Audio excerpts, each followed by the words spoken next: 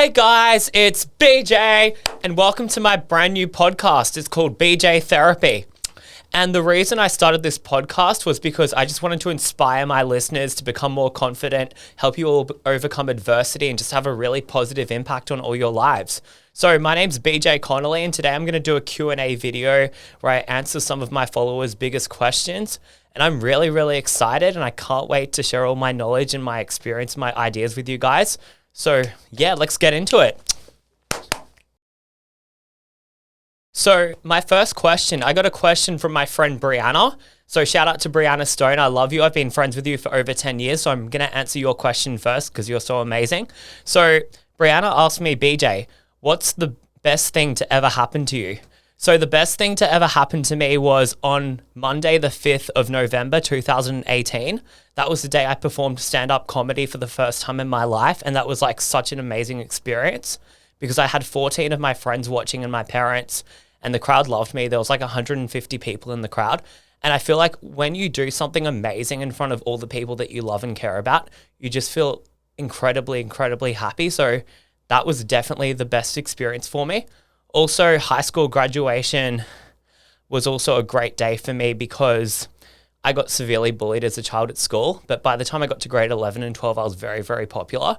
And I feel like seeing all those people cheer for me and say how much they appreciated me and congratulate me was like the best feeling because it like was a big reflection on like how far I'd come as a person from being someone who's like shy and getting bullied and antisocial to someone who became really popular. So I just love reflecting on things and I love growing as a person. And yeah, that was one of the other best things to ever happen to me.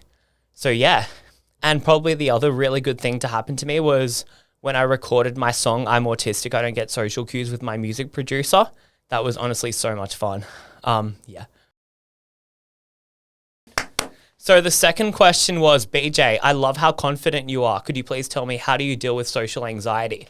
So to anyone who's experiencing social anxiety, my best advice is for you to, when you go into a big social setting, maybe seek out the other shy people in the room and try and talk to them and make each other feel good about them, yourselves. You could also go out and find the loudest person in the room, the most extroverted person in the room, go up to them, ask them a question and just let them do all the talking. So that way you won't have to put in much effort. They will just do the talking for you. But I think the best thing to do is when you start a conversation with someone, ask them, start the conversation by telling them something exciting that happened in your life recently. Because if you tell them something exciting, that person, when they meet you, they'll have a positive association with you and they'll instantly like you. And if you can't think of anything exciting that's happened in your life recently to tell this person, then you should just ask them a question about something good that's happened in their life recently. So you could say to them, what's the best thing to happen to you this year? And I think that is the best question to ask someone if you want them to like you when you meet them, because they will be associating you with a good experience that happened in their life. So that's how you deal with social anxiety. Focus on the positives and making the people you talk to feel happy and good about themselves. So positive association, motherfucker. I believe in you. So next question. This is a deep one. So I had a friend ask me, how do you leave a toxic relationship? So that is a very complex answer because every single relationship is different. But I know that this is what I like to tell people who are in toxic relationships. I think you should ask yourself, how would you feel if your future child was dating someone that was treating you in the exact same way that your partner is treating you? And if it upsets you to think about your future child dating someone that's similar to your partner, then that's the sign that you need to get the fuck out and leave. Also, some people, they don't want to leave relationships because they feel lonely. I think what you need to do is you need to write up a big list of all the things you could do in your spare time and all the new activities and hobbies you could take up if you broke up with your partner and cut them out of your life. So yeah, it's just a fear of the unknown. I think that's why this person is afraid to leave. But if you actually have a big strategy and plan in place for what your life is like without that person, you'll actually do a lot better and it'll be a lot less scary to actually leave.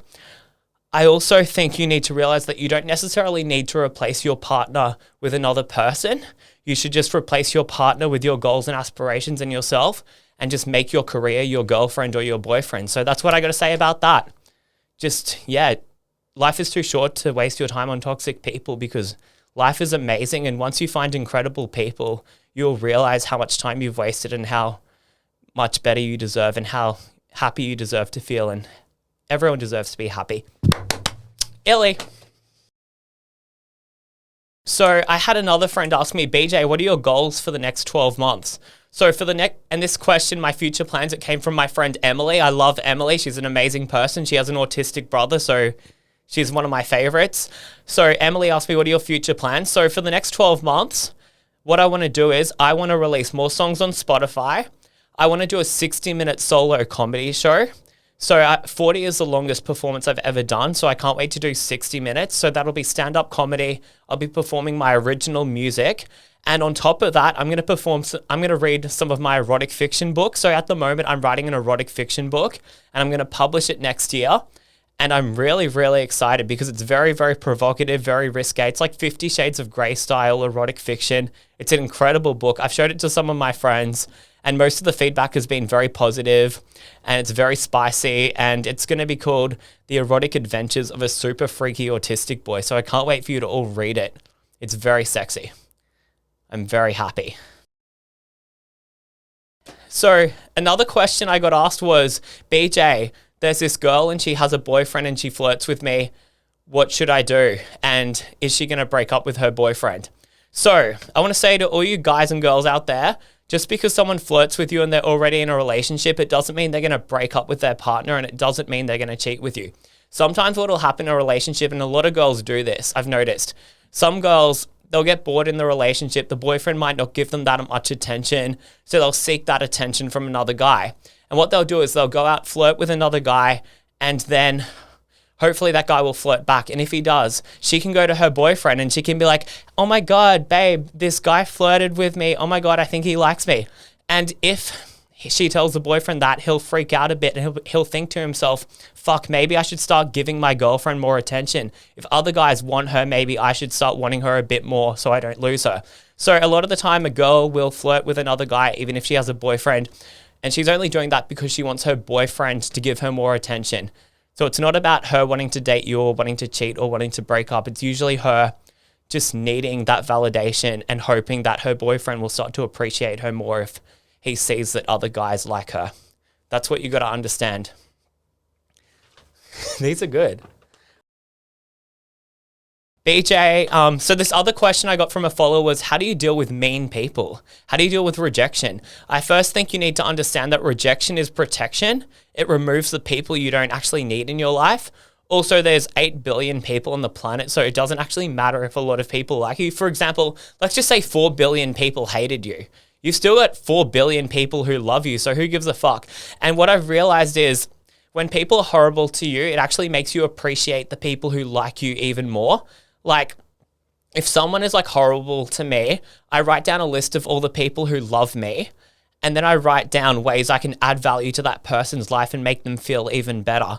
And I think that's the best thing to do. Focus on the people who like you. Like, for example, if you're running a business, it's actually very easier to have a more successful business if you focus on the customers who already love you, because they will make you become even more loyal. So that's a very good branding strategy a lot of businesses use, particularly if you're in a niche market. And there are some people on this planet who are literally a niche person. Like they will, some people just... Everyone is not going to get along with everyone, and that's okay. Like, everyone has different taste in clothes. Everyone has different taste in movies. Everyone has different taste in food. And people also have different taste in people. Like, everyone is so different, and you just won't get along with everyone. And once you accept the fact that not everyone is going to like you, it actually becomes a lot easier for you to fall in love with yourself.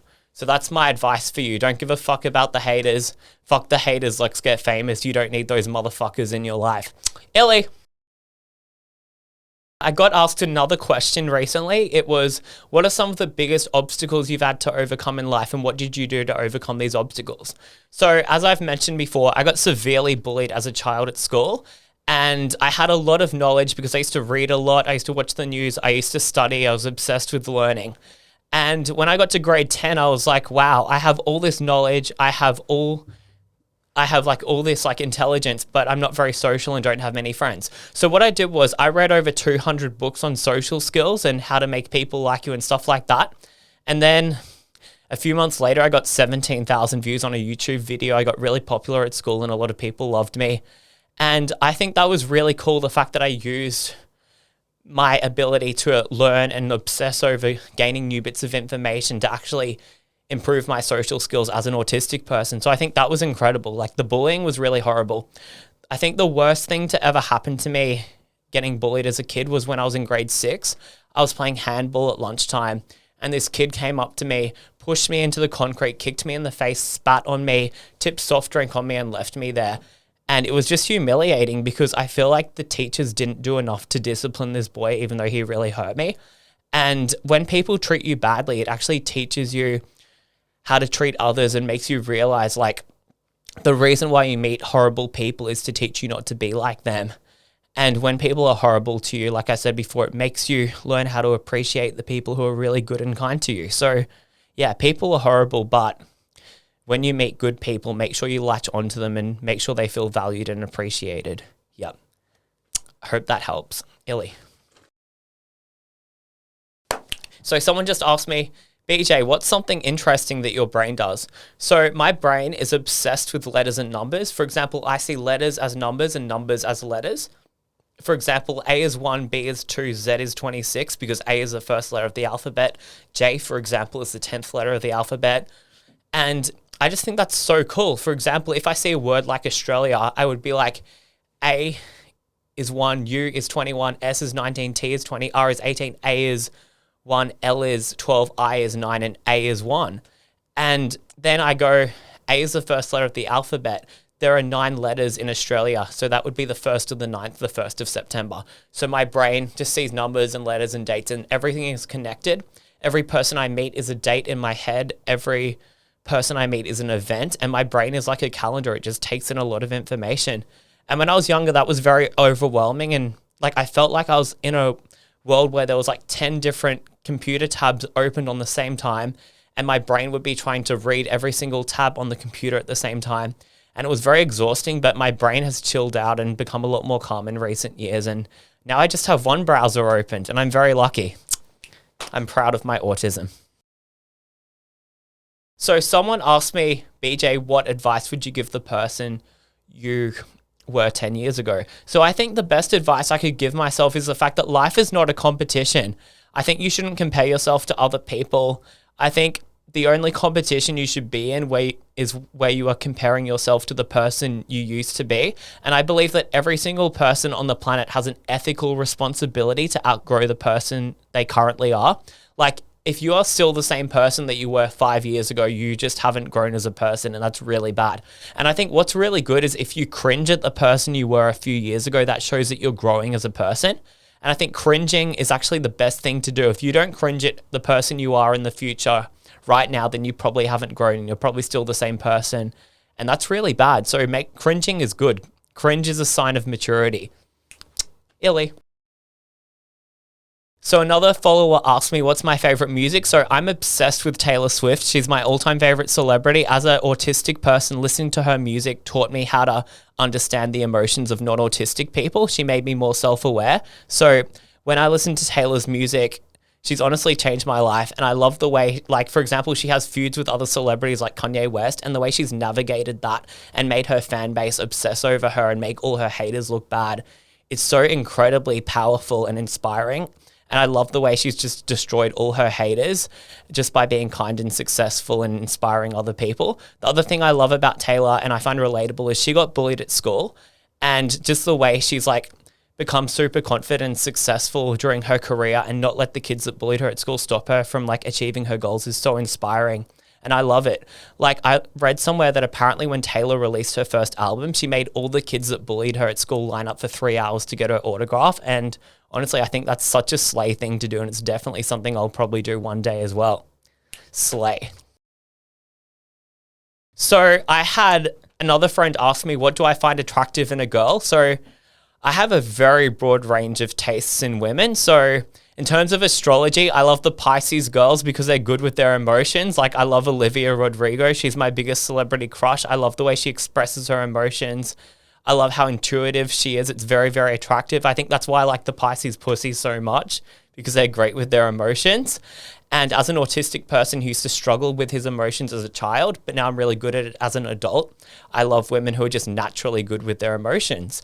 In terms of culture, so I obviously love the Middle Eastern girls because they're very hardworking and ambitious and gorgeous, and they have good morals. And I also love, I just love everything. I'm very open-minded and I'm not a very judgmental person when it comes to dating, but I'm very attracted to women who are highly intelligent and ambitious and focused on their career, because I believe that not everyone is meant to be in a relationship. I think a lot of people are actually meant to be single. I think a lot of people are supposed to be focusing on themselves, build themselves up, become more successful, achieve all their goals, and then you eventually meet someone who's like-minded, on a similar path to you with similar ideas and aspirations and a similar mindset, and then you join together as a couple and you just become super successful together as a team. So I think that's what life's about, dating people who are ambitious, driven, goal-orientated, and you can become successful with that person and you just create an empire together. So that's my belief. Yeah. Slay.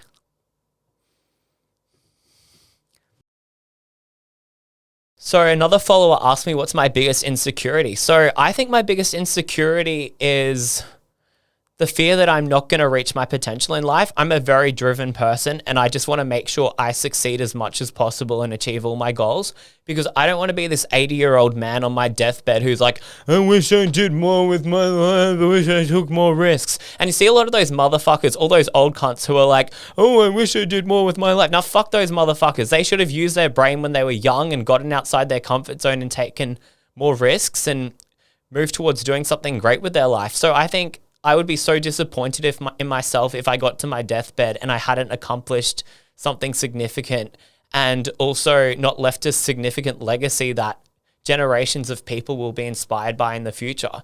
So yeah, I think that's my biggest insecurity. So yeah, but I will get there and I will become super, super successful. And that's the thing, like I was with a friend a few months ago and I said to her, I can't wait to see how successful I become in the future. And she's like, BJ, you're already successful. But yes, I am. But I just want to be more successful, because achieving things and accomplishing things makes me happy. Just like Taylor Swift, she does the same thing. That's why she's released like 6 albums in 4 years. We love accomplishing things.